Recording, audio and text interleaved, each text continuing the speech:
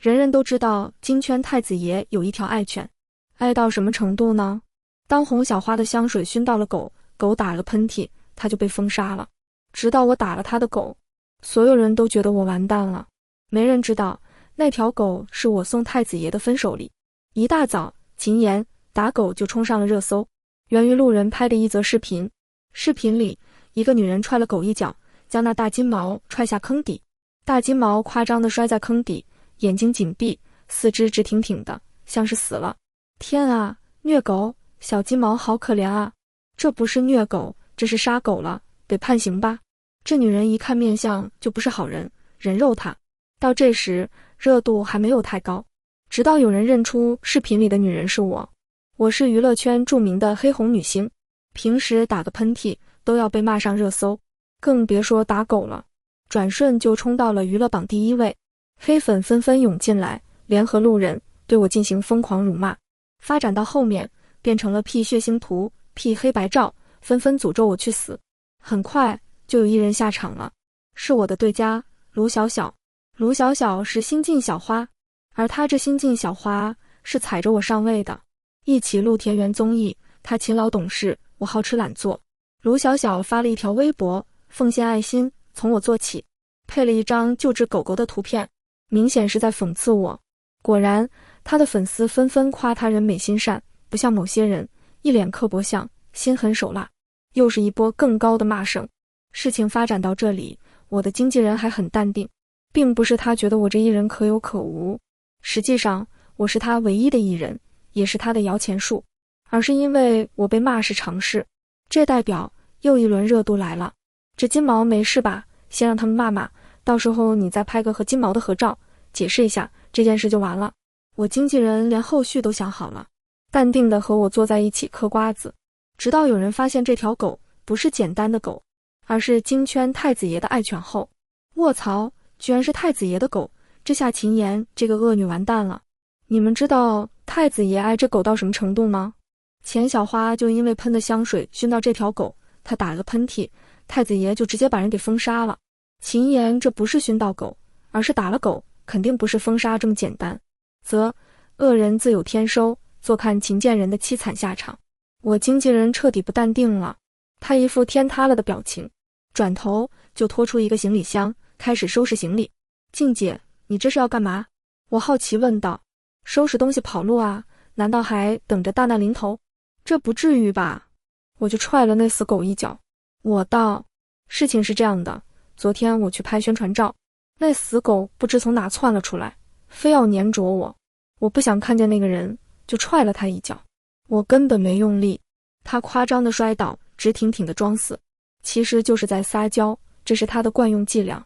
因为以前他一这样，不管他做了什么错事，我都会原谅他。可惜我现在不惯着他了，所以趁他没反应过来，迅速溜了。死狗，你居然骂金圈太子爷的爱犬是死狗！我经纪人一副抓狂的表情。突然他的手机响了起来，经纪人颤颤巍巍地接起手机，等放下手机，他已面无血色。完了，逃不掉了，太子爷找上门了。我经纪人接到一档叫厨神饭店的综艺邀约，这档综艺是一线综艺，采取的是直播的形式，热度极高，邀请的嘉宾都是影帝、歌后之类的。我的人气虽然高，但是不入流，没什么作品，根本不可能够上这么好的资源。若是以往，我经纪人肯定欣喜若狂，如今却如丧考妣，因为这档综艺的最大金主就是金圈太子爷裴宣，所以这邀约就跟鸿门宴似的。妍妍，我听对方的意思是，要是你不去，以后就接不到任何工作了。经纪人也显得很纠结，这不去就是被封杀，去了吗？可能生不如死。我看要不还是退出娱乐圈吧。经纪人一咬牙给出了建议。我也很纠结，我不想和裴宣牵扯上关系，但是以我对裴宣的了解，他的骄傲刻进了骨子里，这人看起来冷冷的不好相处，实际上说话算数。虽然当初我和裴宣争那死狗的抚养权起了一点争执，但是总体算好聚好散，说了分手就不会纠缠和报复，所以邀请我参加这个节目或许和他无关，也许是节目组堕落了，也想要一波流量呢？毕竟我黑是真黑，红也是真红。静姐，这综艺给多少薪酬？经纪人给了一个数字，我眼睛一亮，不愧是一线综艺，就是财大气粗。为了能买大别墅，然后提前退休。我一咬牙，静姐，这综艺接了。我官宣参加厨神饭店，网上全是幸灾乐祸的声音。厨神饭店的投资商是太子爷吧？太子爷之前露面了，好帅啊！就那几秒的镜头，我舔了180遍吧。哈哈，确实帅，而且爸爸是富商，妈妈是名导，姐姐是影后，还有个大佬哥哥，不愧是太子爷。太子爷虽然帅，但是性格有点疯批，特别护短，尤其对他那爱犬宝贝的紧。之前不还有一条热搜吗？井号一男子雨夜抱金毛球衣，井号那男子就是太子爷。哈哈哈，这下秦岩这毒妇彻底完了。太子爷邀请他参加厨神饭店，就是要折磨他吧。本来打算去这毒妇家门口泼粪的，既然太子爷出手了，那我就等着看戏了。没多久，卢小小也官宣了厨神饭店。我的经纪人很无语，牛皮糖吗？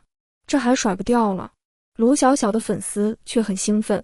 卢小小的粉丝都是妈妈粉，他们最满意的姑爷人选就是太子爷。裴宣长得好，出身好，能力强，什么都是顶配，勉强配得上他们小仙女士的女儿，而且还真叫他们找出一些蛛丝马迹。有一次接卢小小的车就是太子爷的，不仅如此，他还有一张和金毛的背影合照。那金毛酷似太子爷的爱犬，能遛太子爷爱犬的人当然和太子爷的关系匪浅，种种痕迹都指出太子爷就是他们女儿身后的神秘男人。这肯定是太子爷亲自下的邀约吧？不是吧，不是吧？太子爷忍不住要官宣了吗？太子爷肯定早就迫不及待想官宣，想和女儿光明正大的贴贴抱抱了。奈何女儿为了事业不敢公布恋情，只能让太子爷忍耐。太子爷忍得眼睛都红了，然后一把抱住女儿，女人，我忍不了了。嘶哈嘶哈，这剧情好香，楼上再多来点。卢小小的粉丝跟过年似的。当然就这时候也不忘踩我2句，听说还邀请了某人。太子爷和女儿这下要混合双打了，有好戏看了，好期待痛打落水狗啊。楼上的别侮辱狗，某人不配。转眼厨神饭店就开播了，经纪人将我送到了直播现场。节目有规定，艺人不能带经纪人和助理，所以经纪人只能在门口和我依依惜别。要是节目组为难你，为了违约金，你能忍就忍。他顿了顿，继续道，要是实在忍不了，那我砸锅卖铁都帮你赎身。我既无语又感动，还是伸出手抱了抱他。静姐，你放心吧，没事的。厨神饭店这次的直播地是伊四合院农家乐，古色古香的。我告别经纪人走了进去。这次一共邀请了5位嘉宾，我和卢小小是这一季的新嘉宾，还有3位，分别是影帝关汝、歌后丛雨，还有新晋小生邵然。我到的时候，卢小小和丛雨、邵然已经到了。卢小小说了什么，把丛雨哄得咯咯直笑。邵然看卢小小的眼神也十分温柔。我一进来，气氛顿时冷了，尤其是卢小小和邵然看我的目光都不善。我的那些缺德粉丝传过我和邵然的绯闻，剪辑过我们的视频，邵然却觉得是我蹭他热度，偶尔共同参加节目都离我远远的，更是在公开场合表明对我的鄙视和不屑。同时他又是卢小小的舔狗，可惜卢小小看不上他。我和丛雨打了招呼，邵然却生怕我和他打招呼似的，连忙退到了卢小小的另一边。我不由得翻了个白眼，谁想和他打招呼啊，自恋男。不一会儿，影帝也到了。各位久等了，不过我不是最后到的，我们还有一位神秘嘉宾。影帝既是嘉宾，也干主持人的活，负责 Q 流程。我们这位嘉宾可不得了，是富豪榜上最年轻的，这也是他第一次参加综艺。影帝很会活跃气氛，爆出一连串头衔。其实这时候嘉宾和观众们心里都有想法，尤其卢小小的粉丝已经把弹幕刷满屏幕。不是吧，不是吧，不会真是那位吧？我以为最多露个脸，没想到居然是嘉宾。为了小小来的吧？啊，他真的好爱，这桩婚事我答应了。影帝吊足了胃口，终于说出了神秘嘉宾的身份。来，热烈欢迎我们的神秘嘉宾裴轩。其实从影帝说有神秘嘉宾的时候，我就有不好的预感。我面上很淡定，其实心里慌了一批。不是吧，不是吧？裴轩也要参加这节目，这不就意味着抬头不见低头见，前任相见，多尴尬啊！裴轩到底在想什么啊？我还不死心，暗自祈祷，千万别是裴轩。直到听到影帝说出那个名字，那道高大英俊的身影出现在现场时，我心中的最后一丝期望都破灭了。裴轩长得确实好看，1.87米的身高，宽肩窄腰大长腿。因为他的外婆是外国人，作为混血，他的五官深邃，眼珠是淡茶色，再加上冷沉金贵的气质，往那一站，将邵然这当红小生衬托得像小厮。裴轩并不是一个人来的，他手里还牵着一只大金毛，那大金毛格外兴奋，正朝着我们这边叫。要不是裴轩紧紧拉着，他早就冲过来了。裴轩也朝着我们这边看了一眼，眸光深邃。与此同时，直播间的弹幕炸了。天啊，太子爷带着他的爱犬来参加节目了。太子爷也太帅了吧，这张脸，这身材，简直神颜啊！嘶哈嘶哈，我口水流出来了。卢小小的粉丝适时冒泡，喂，收着点，太子爷是我女儿的。话说，太子爷带着爱犬上综艺，这是让爱犬亲自来寻仇的吧？看来太子爷气得不轻啊！看那金毛直冲着那边叫，估计恨死那毒妇了。咚咚咚，好戏即将开演。裴轩一出现，不知道是因为他冷冽的气质，还是那大叫的金毛，一时间没人开口，气氛有些冷场。好可爱的狗狗啊，我能摸摸吗？卢小小打破了沉默。嘿嘿，女儿演技真好，都6过了，还能演出第一次见的样子。女儿跟金毛肯定很熟，我猜女儿一靠近，金毛肯定会扑上去。哎呀，那太子爷和女儿的恋情不就曝光了吗？大胆猜测一下，太子爷故意的。这男人心机好深啊，心机绿茶男，嘿嘿，这人设好带感。卢小小朝着裴轩走了过去，满眼怜爱地看向金毛，伸手要去摸。我冷眼看着。不得不说，卢小小的演技很好。之前我和卢小小同时参加田园综艺的时候，主人家就有一条狗，卢小小厌恶至极，大闹着要将那狗赶走，那狗就被锁在菜园里。我给狗送过几次骨头，这最后剪辑出来就成了是我闹着要把狗锁起来，而给狗送骨头的则变成了卢小小。不过嘛，这死狗跟他爹一样龟毛，而且智商高，成精了似的，谁对他好谁对他坏，他一眼就能看出来。卢小小估摸着要踢到铁板了，果然，只见那死狗猛地往后一跳，狗脸上仿佛写着别靠近爷，你不配7个大字，还用爪子抓了一把泥扔到了卢小小脸上。现场一片寂静，弹幕也一片寂静，还是影帝出来打圆场。好有趣的金毛，裴轩，你这狗的智商很高啊。裴轩矜持地点了点头，但是我却看出他眼里的得意。狗男人，这狗儿子明明是我捡到的，你得意什么？卢小小趁机讪讪地退到了一边，他的粉丝也反应过来，疯狂替他洗地。哎呦，金毛这是闹脾气了，是不是气女儿没陪他？肯定是这样的，所以父子俩都追到综艺里来了。也可能是狗狗不舒服呢。我家狗狗不舒服，就对亲近的人发脾气。本来这件事就这么过去了，我也很好的隐身。谁知道裴轩这狗男人不放过我，突然开口：秦言，你不想摸摸卡尔吗？什么卡尔？这死狗明明叫大黄。裴轩这话一出，刚寂静的弹幕瞬间炸开了。来了，他来了，带着他的爱犬复仇来了。看那狗都恨不得上去咬秦言，我猜秦言一伸手，那狗会咬断他的手。哈哈哈，坏女人报应来了。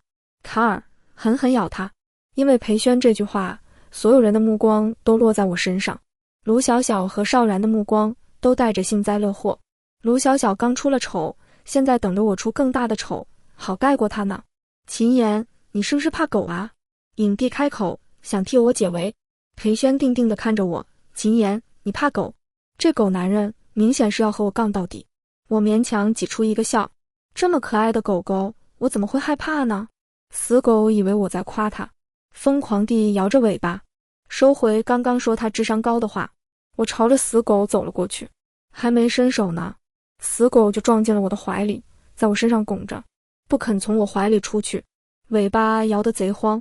弹幕顿时一片寂静，几乎能想象正在看直播的观众集体都愣住了。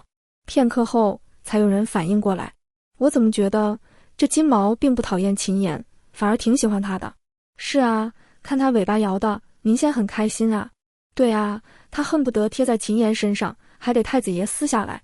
这些都是节目的粉丝，奈何我的黑粉和卢小小的粉丝群体太庞大，很快将这些评论掩盖了。他们开始睁眼说瞎话，说金毛是想戳死我，摇尾巴是蓄力，以此来带节奏。很快节目就进行到分工环节，老规矩，我做厨师，邵然给我打下手，从预收银，剩下服务员1人，采购2人，裴轩、卢小小、秦岩，你们分一下吧。影帝开口道，采购是2人一起的，我既不想和裴轩一起，也不想和卢小小一起，我觉得我适合服务员。我刚想开口，有人比我更快，我和秦岩一起采购。说话的是裴轩。卢小小不甘地看了我一眼，转瞬即逝，然后甜甜道，那我服务员吧。分组一出来，弹幕又炸了。太子爷为什么选秦岩，不选卢小小啊？这还不简单，避嫌呗，娱乐圈真情侣才需要避嫌，所以他和女娥是真的，他和秦岩一起肯定是为了折磨秦岩。影帝给了我和裴轩一张采购清单，采购地点是走路半小时的镇上小集市。这次主题是农家乐，所以主打淳朴，节目组甚至没给我们配小车，我和裴轩只能一个人背着一个背篓徒步去集市，而裴轩还带着那条死狗。死狗疯狂往我身边挤，丝毫不怀疑，他如果有手的话，早已把牵狗绳递到我手里来了。大黄，离我远点！我冷着脸低声威胁他。刚还兴奋的大黄耷拉着大脑袋蹲在路边种蘑菇。秦岩，他是你儿子。这时裴轩突然开口，声音还不小。我吓了一跳，下意识去看摄影师，结果看摄影师去上厕所了，才松了一口气。从他选择你的那一刻开始，他就不是我儿子了。我气鼓鼓道，这死狗是我捡来养到大的。和裴轩分手的时候，我打定主意，哪怕我吃糠咽菜也要好好养大它。结果这死狗居然因为一根火腿肠就选择了裴轩，想想就气。这件事你还记着啊？真记仇。裴轩的声音里不自觉地带着笑意。喂，男人，我们没关系了，别用这热恋时的语气和我说话。我浑身不自在。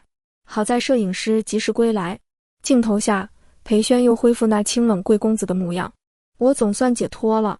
我和裴轩走到菜市场，我负责挑菜砍价，裴轩负责付钱，然后将菜默默装进背篓。裴轩和秦岩全程没交流，我怎么觉得还挺默契的。楼上的，你和太子爷什么仇什么怨，把秦岩这样的恶女配给他？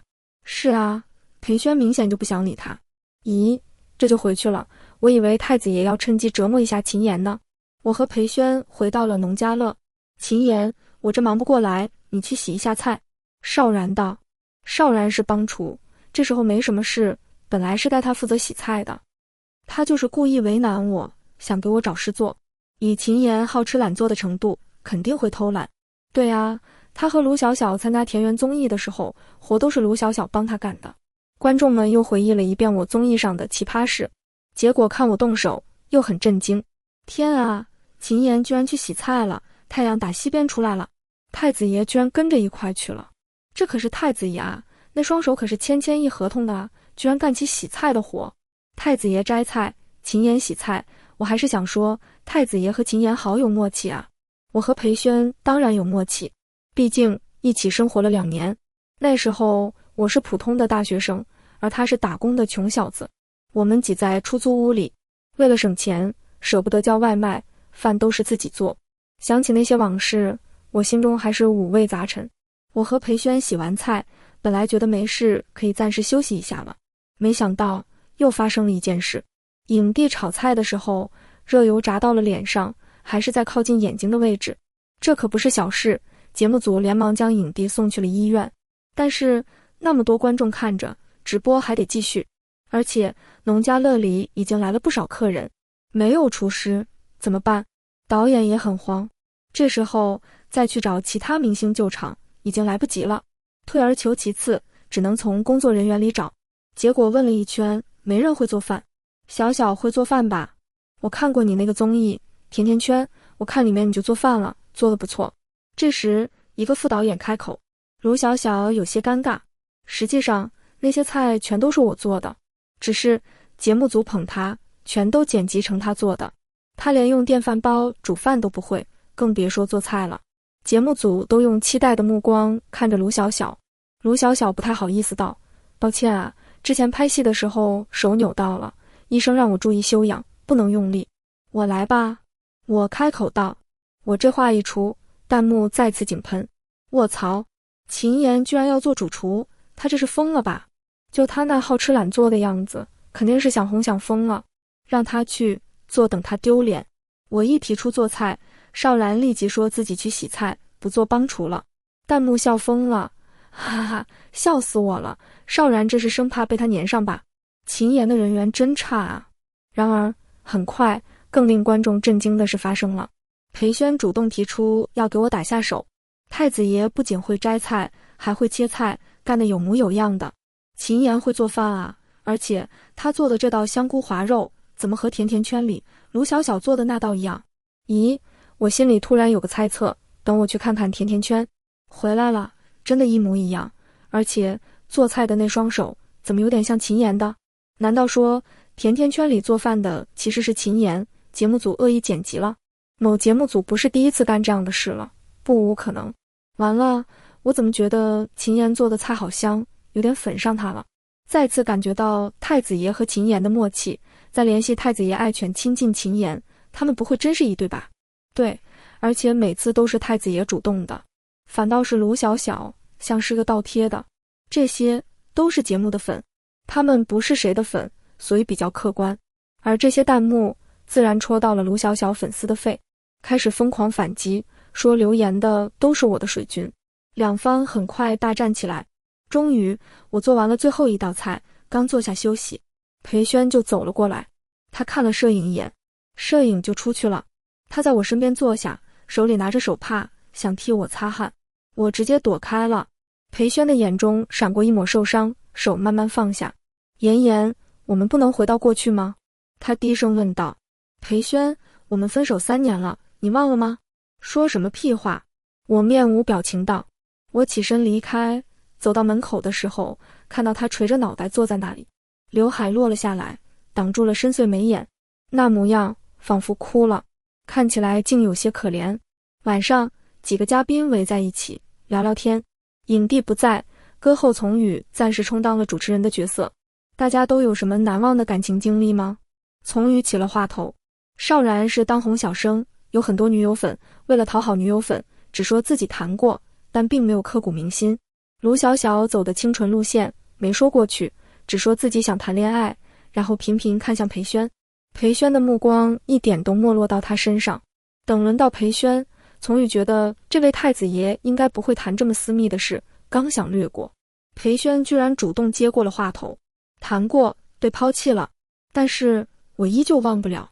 说着还瞥了我一眼，这顿时成了节目的最大话题。什么？太子爷居然被抛弃了？究竟是哪个女人这么有眼无珠？我突然有个猜测，你们说太子爷的爱犬不会是前女友留下的吧？网上议论纷纷。关掉手机，岁月静好。我忙碌了一天，格外好入眠。不知道是不是因为裴宣的那段话，我居然梦到很久以前发生的事。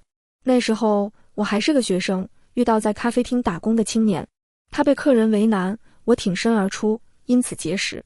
我第2次去咖啡厅的时候，他送了我一杯咖啡，我们聊了起来，发现爱好相同，越来越投缘。后来我们成了情侣，我们一起租了个房子。我鼓励他好好学习，用勤工俭学来的钱给他买各种资料。我捡了一只小金毛，我们一起将金毛养大。我本来以为我们会这么下去，等我毕业，等他考证，我们会挣越来越多的钱，再买个小房子，在这城市立足，2人1狗，再生一个孩子，过上柴米油盐的日子。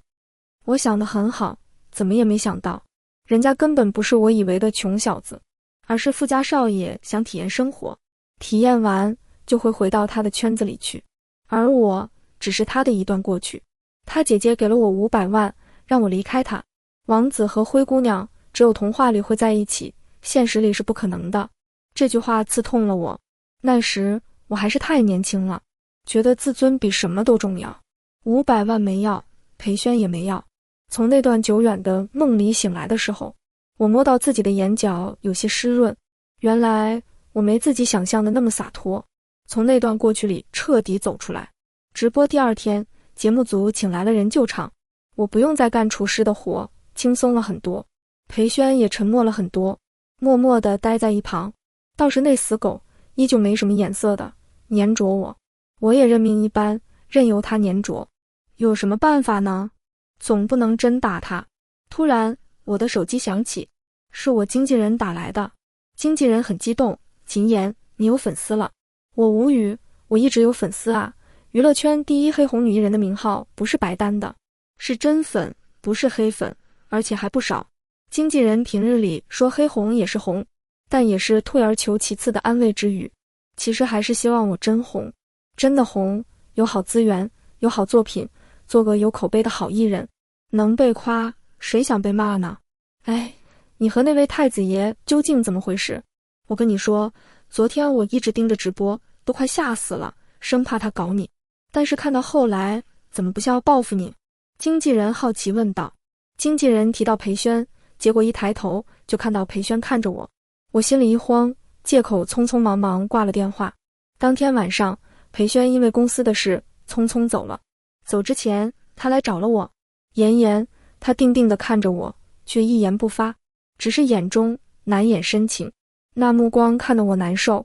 我有事先回去，下一期再来，1个星期后再见。没必要。我没说完，他就转身离去了，脚步匆匆，好像怕听到后面的话似的。真没必要，都这么忙了，还来参加什么综艺呢？突然，我看到角落里好像站着一个人。谁？那道身影走了出来，是卢小小。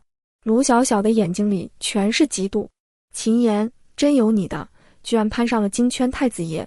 他向来看不上的人，踩在脚底的人，居然让他爱慕的男人赋予深情。他当然嫉妒，当然接受不了。秦妍，我不会让你好过的。卢小小放下一句狠话，转身走了。我将这件事放在了身上。卢小小这人心机重，之前和他一起参加综艺，一工作人员把我的名字放在他面前，他就不停为难那工作人员，逼迫的人家丢了工作，所以他肯定不只是说说而已。我处处小心，千防万防，没想到他用了最大胆也是最无耻的方式来害我。第2天晚上，群主唯一 ID 图丁威18249742715，节目直播结束，我进门没多久就觉得有些不对劲，头晕乎乎的，还有些热，不由得想到刚喝的那杯茶是卢小小递给我的。毕竟当时正直播，我没想到卢小小会那么大胆，竟然在茶里做手脚。我给经纪人打电话，电话刚拨出去，房间门突然被从外面打开了，是邵然。邵然看着我，也愣住了。这房卡是卢小小给我的，怎么是您？按照节目组的安排，女生1栋楼，男生1栋楼，所以邵然将我这误以为是卢小小的房间。邵然很快发现我的不对劲，你出去。我咬牙道。别看邵然是卢小小的舔狗，其实他的私生活很花。他大概是觉得有便宜可以占，走了过来。而就在这时，门突然被推开，我感觉有人拿着相机将这一幕拍下来了。接下来的事很乱，有人将人赶了出去。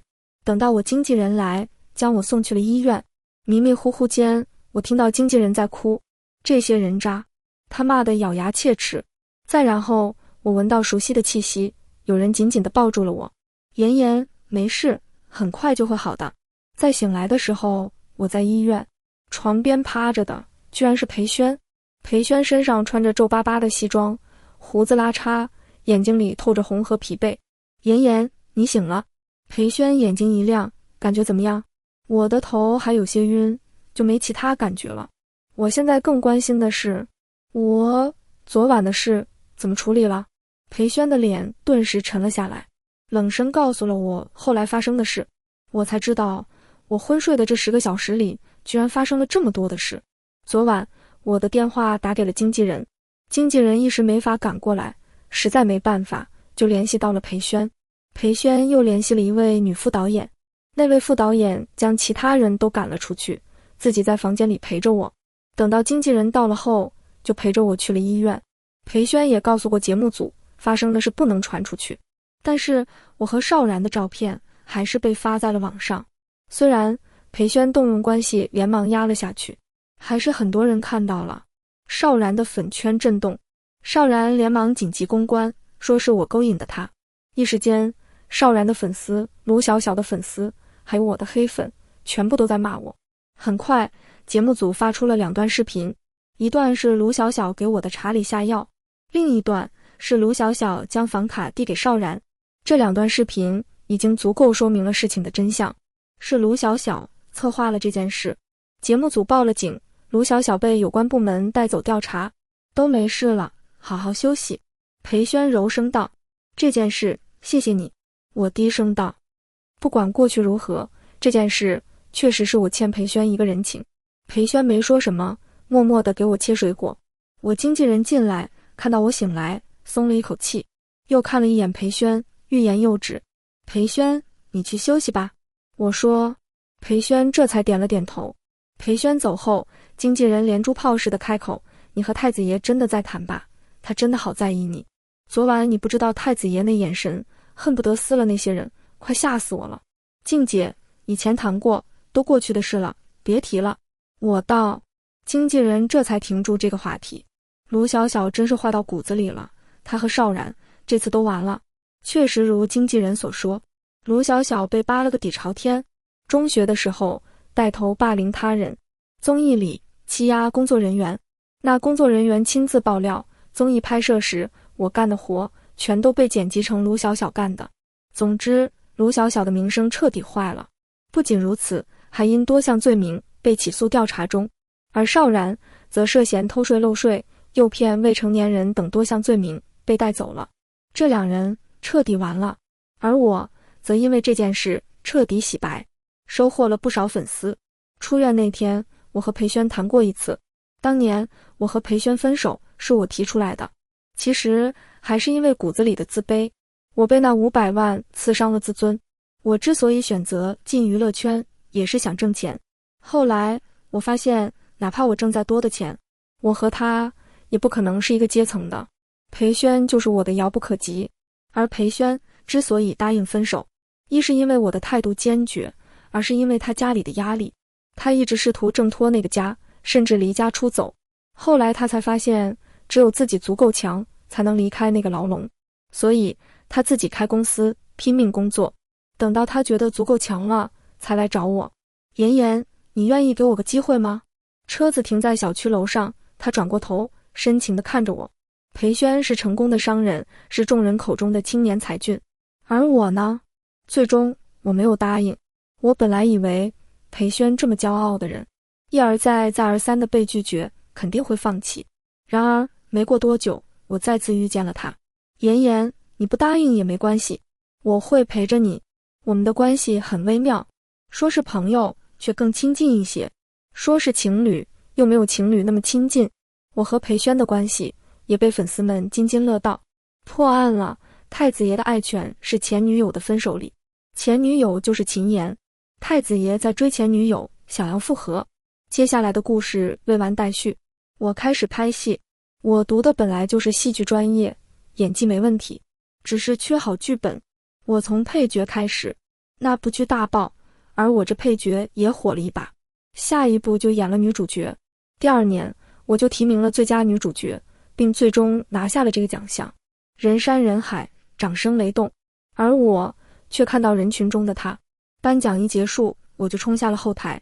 我的化妆间里有一抹高大的身影等在那里，她背靠着墙，金贵又闲散。听见声音，抬起头来，在她错愕又惊喜的眼神中，我冲了过去，抱住了她。头抵着头，眉眼碰触，我望见她眼中的万千星光。番外，我和裴宣复合了。老婆，搬去和我一起住吧。裴宣不知道什么时候学会了撒娇，还是顶着他那张冰冷深邃的俊脸。对此，我一点招架能力都没。与此同时，还有一只傻狗在旁卖力地摇尾巴。我能怎样呢？只能答应呗。第二天，裴轩开着车到了我家。我一直和经纪人合住，说是经纪人，其实更像姐妹。哪怕我的事业越来越好，挣的钱越来越多，我俩也是换到更大的房子，并未分开。这么多年了，突然要分开，还真有点舍不得。静姐，我知道你舍不得我。经纪人提着2个箱子出来，东西已经收拾好了，快走吧，别让人久等了。我满腹离别的情绪顿时消失得无影无踪。裴轩的车子开进一小区。妍妍，还记得这里吗？当然记得。当初我和裴轩窝在出租屋里的时候，对面1楼盘在建，等我们挣了钱，我们就在那买房吧。那时还是乱糟糟的工地，此时已经是配套完善的居民区。这楼盘并非最好的，但是对于那时的我而言，却是梦中的家。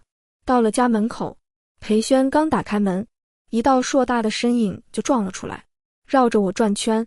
我早上说要去接你，这家伙就在门口守着了，眼巴巴地等着。裴轩道：好吧，傻狗，原谅你了。大黄主动将行李叼进去，我刚坐下，大黄就往我怀里钻，压得我差点呼吸不过来。傻狗啊，你还真是对自己的体重一无所知，还以为自己是个小宝宝啊。最后还是裴轩将我解救出来。